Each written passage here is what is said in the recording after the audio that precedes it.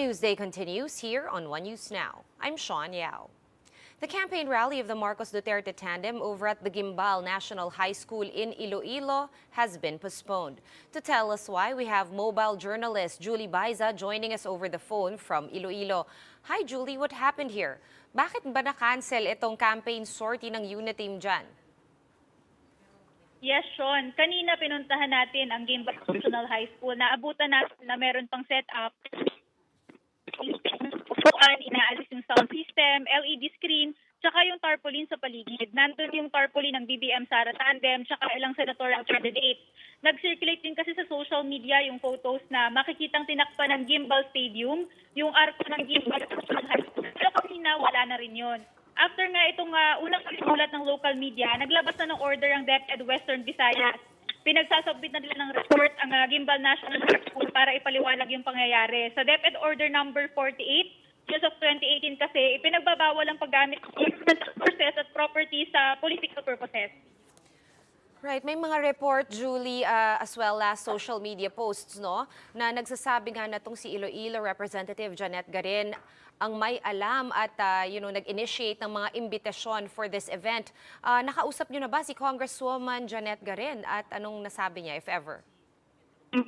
Ngayong umaga, after lumabas sa social media yung report, sa isang radio interview, tumakbo si Representative Green sa local station din. Sinabi niya na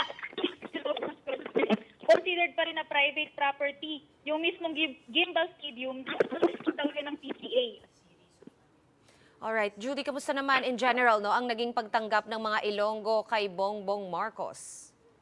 Kanina umaga nagkaroon ng private meeting sa mga alcalde ng BBM Sara Tandem. May meet and greet din sila ngayon sa mga supporters. Pero ang Iloilo kasi, Sean, kilalang baluarte ng VP ni Robredo. So sa pag-iikot natin sa ilang bayan dito, mas marami talaga yung nakikita natin na nakasabit na lens posters at saka painted doon. City habang nagsasagawa ng caravan, may grupo ng mga kakamping o mga supporters ni VP Leni yung sumigaw ng magnanakaw habang produsadaan yung caravan ng BBM. May naghagis din ng poster sa kanya na dinedma lang naman ni Marcos, lumagpas lang yung kanyang clothes. Right. Actually, Julie, alam natin na hindi ito yung first time na nangyari ito. Balikan naman natin yung Uniteam rally sa Antique na na-postpone din. Ano daw ang rason ayon sa kampo ni BBM sa postponement ng rally sa Antique? Kagabi unang nilinaw ni Attorney Vic Rodriguez, tagapagsalita ni Marcos, na hindi nga kinancel kundi nireschedule lang sa ibang araw yung Uniteam rally sa Biniyaran Sports Complex sa San Jose de Buena Vista. Quoting from Attorney Vic's statement, ang sabi niya, "We decided to adjust our schedule to a later date in the spirit of peace and unity." Pero hanggang ngayon, inaalam pa natin kung ano yung date, kung kailan yan itutuloy, tsaka kung ano yung ibig sabihin niya with the spirit of peace and unity. Alright, abangan natin yung ibig sabihin niya with that spirit of peace and unity. But since nandyan na kayo lahat sa Iloilo, may mga pa ba pangyayari dyan ngayong araw? May next event ba ang Uniteam dyan? What else do they have planned there? May last destination pa ngayong araw ang Uniteam. Rally sa Tomas ng Barotac Nuevo. Bali, 4:30 p.m. inaasahan na magsisimula yun at expected din na mangangako sa harap ng supporters ang Marcos Duterte tandem at saka yung mga senatorial candidates na sasama sa rally. Alright, maraming salamat sa mga updates. Julie Baiza reporting to us over the phone from Iloilo. Thank you, Julie. Let's check in on other political stories we're watching today. Presidential aspirant Isko Moreno, together with Aksyon Demokratiko Senate bets, made rounds in Cavite. Party Chairman Ernest Ramel also confirmed that Senatoriable John Castriciones has joined Moreno's senatorial slate as a guest candidate. Castriciones is a former Agrarian Reform Secretary and the current head of a pro-Duterte volunteer group. Vice presidential candidate Walden Bello wants to impose a 1 to 3% wealth tax on the country's richest. He says this move will yield at least 1 trillion pesos a year and could be a big help in paying off the country's foreign debt. Bello is also proposing to increase the daily minimum wage to 750 pesos. And the framers of the 1987 Constitution have endorsed the Robredo-Pangilinan tandem for the May elections. The group said that the tandem's ideals conform to the principles and values expressed in the country's charter.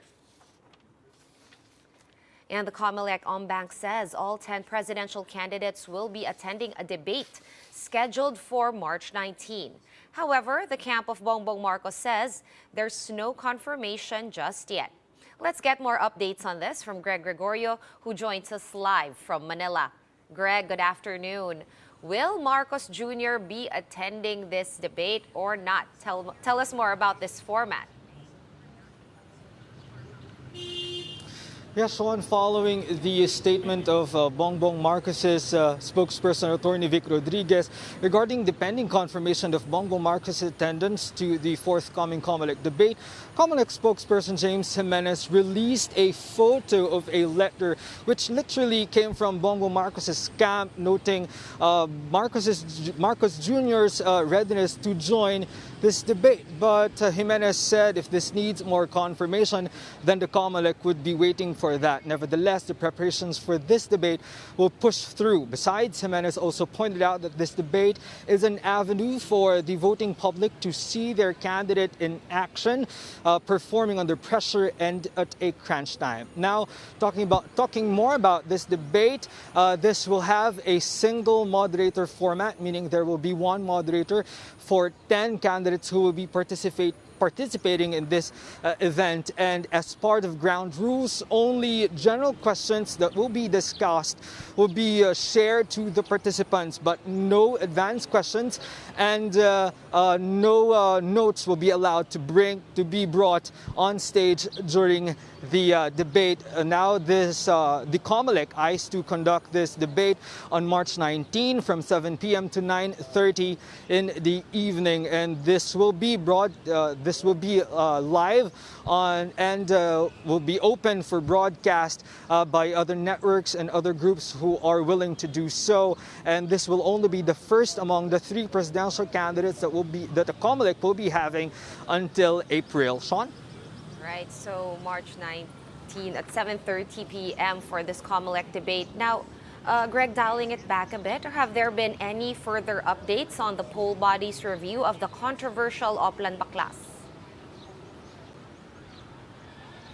Yes, Sean, according to Comelec spokesperson James Jimenez, the Comelec Ombank has resolved yesterday to include another requirement in the conduct of Oplan Baklas, and this is about having a written consent from an owner of a private establishment whenever an official from the Oplan Baklas would want to remove such campaign material if they think or if they see that this is beyond the 2x3 standard size of a campaign material. Jimenez said that even though they have been abiding this rule of consent even prior to this recent criticisms, the Comelec Ombank decided to include this as another layer for the implementation of this Oplan Baklas. Aside from this, Comelec spokesperson Ray Bulay appealed that the public should not be angry to the Comelec commissioners, as they are just lifting this operation of Oplan Baklas from the 2001 Fair Elections Act, which has been passed even prior to their post in the commission. Sean? All right, can you tell us, Greg, about this voter engagement initiative from the Comelec?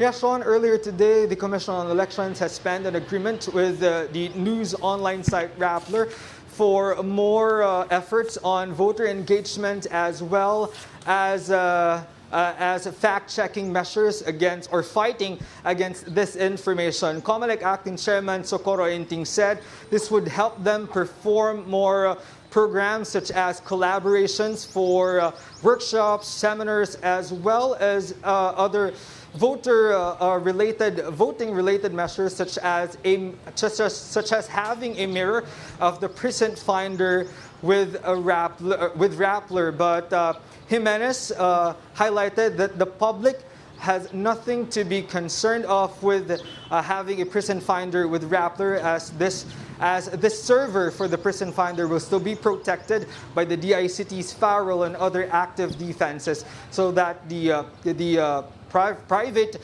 information included in the prison finder will not be accessed illegally. Sean? All right, thank you so much for those updates. Greg Gregorio reporting to us live from Manila.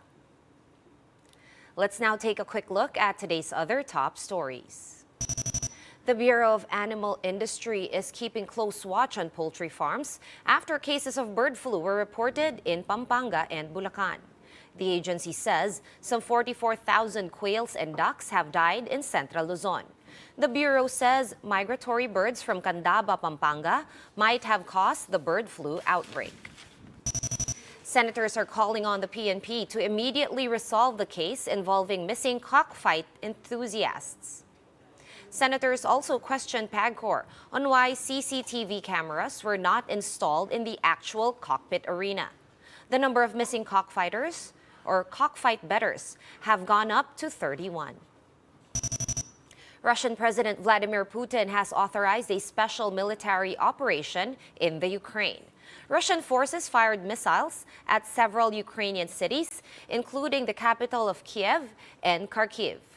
Ukrainian President Vladimir Zelensky has declared martial law across the country. For more updates, visit News 5, The Philippine Star, and Business World online. Visit our website, onenews.ph, for more in-depth analysis. You can also catch One News on the Signal Play app.